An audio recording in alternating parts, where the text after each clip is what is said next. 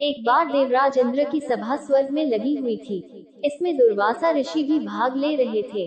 जिस समय सभा में विचार विमर्श चल रहा था, उसी समय सभा के मध्य ही पुंजिक स्थली नामक इंद्रलोक की अप्सरा बार बार इधर से उधर आ जा रही थी।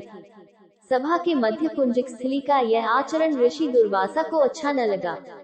दुर्वासा ऋषि अपने क्रोध के लिए प्रसिद्ध हैं। उन्होंने पुंजिक स्थली को कई बार टोक कर ऐसा करने से मना किया, लेकिन वह अनसुना कर वैसा ही करती रही।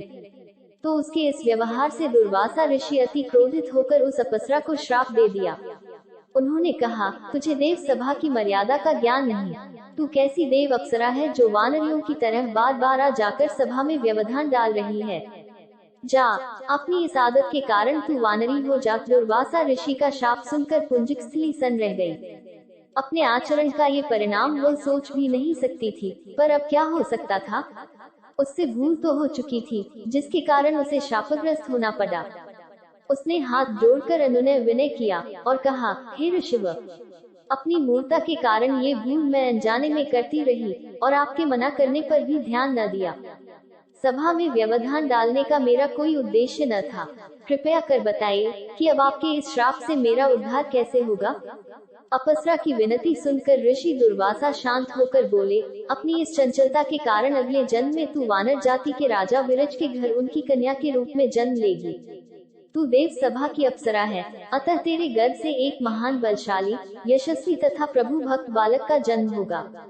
तब ऋषि दुर्वासा की बातों से उस पुंजिक अप्सरा को संतोष हुआ। कालांतर में वानर राज विरज की कन्या के रूप में उसका अगला जन्म हुआ, जिसका नाम वानरराज ने अंजना रखा। जब वह कन्या विवाह योग्य हुई तो उसका विवाह वानर राज केसरी से हुआ। अंजना केसरी के साथ सुखपूर्वक प्रभास तीर्थ में रहने लगी।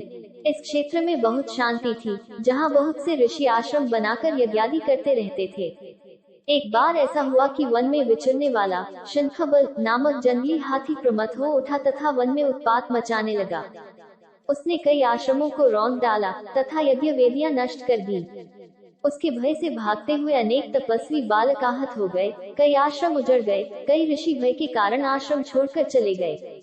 केसरी को जब शंखबल नामक हाथी के इस उत्पात का पता लगा तो वह आश्रम तथा आश्रम वासियों की रक्षा के लिए तत्काल वहां आए और शंखबल को बड़ी कुशलता से घेर कर उसके दोनों दांतों को पकड़कर उखाड़ दिया।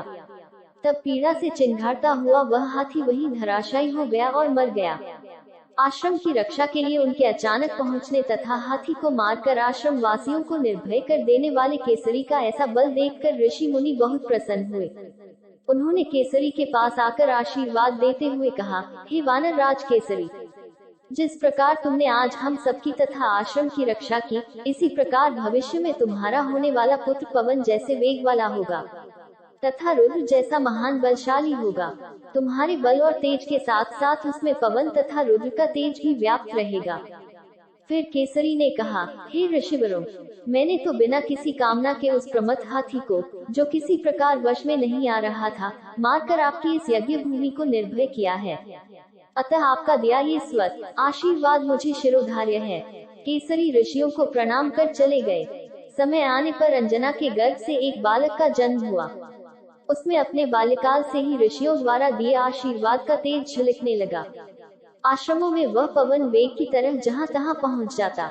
आश्रमों में वेग डालने वाले वन्य जीवों तथा दुष्ट व्यक्तियों को अपने अपार बल से खदेड़ देता। अपने इस पराक्रम से वह मदमस्त हो जाता तथा अपने साथियों के साथ वह आश्रमों में क्रीड़ा करने लगता। उसको खेलने से कोई रोकता तो वह उसको भी तंग करने लगता। उसके बाल कौतुक से जब ऋषियों को असुविधा होने लगी तथा उनकी पूजा पाठ और यज्ञ में व्यवधान आने लगा, तो उन्होंने उसके स्वभाव में शांति लाने के लिए आशीर्वाद जैसा शाप दे दिया। उन्होंने कहा कि ए बालक, जाओ, तुम अपने बल को हमेशा भूले रहोगे, लेकिन जब भी कोई तुम्हें तुम्हारे बल की याद दिलाएगा तब फिर तुम में अपार बल जागृत हो जाएगा। इससे वह बालक बड़े ही शांत स्वभाव का हो गया। केसरी नंदन यही बालक आगे चलकर महाबली हनुमान के नाम से प्रसिद्ध हुआ। सीता जी की खोज के लिए जब कोई समुद्र पार करने का साहस नहीं कर रहा था, तब शाप के कारण हनुमान जी भी चुप बैठे उनकी बातों को सुन रहे थे। उन्हें उनकी शक्ति का तनिक भी एहसास नहीं था। तो उस समय जामवंत जी ने हनुमान जी को उनके बल की याद दिलाई थी। तब उन्होंने समुद्र पार कर देवी सीता की खोज की। जय हनुमान।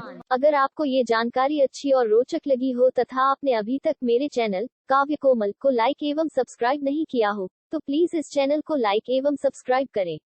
आपके सकारात्मक प्रोत्साहन से ही हम और बेहतर एवं रोचक जानकारी आपके समक्ष लेकर उपस्थित होंगे। धन्यवाद।